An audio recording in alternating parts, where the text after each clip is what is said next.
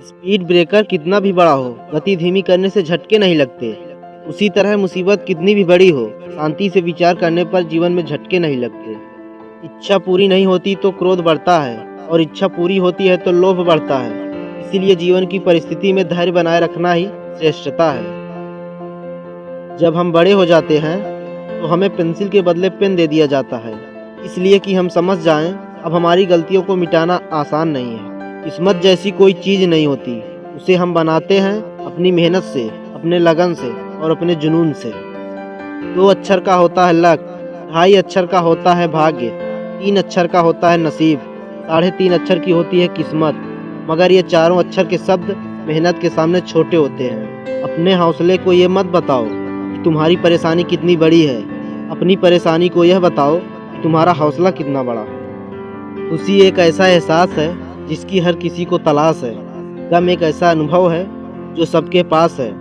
गम एक ऐसा अनुभव है जो सबके पास है, मगर जिंदगी तो वही जीता है जिसको खुद पर विश्वास है। जीवन मिलना भाग्य की बात है, मृत्यु होना समय की बात है, लेकिन मृत्यु के बाद भी लोगों के दिलों में जीवित रहना ये कर्मों की बात है। जब जल गंदा हो तो उसे हिलाते नहीं बल्कि शांत छोड़ देते हैं, जिससे गंदगी अपने आप नीचे बैठ जाती है। इसी प्रकार जीवन में परेशानी आने पर बेचैन होने के बजाय शांत रहकर विचार करें, हल जरूर मिलेगा।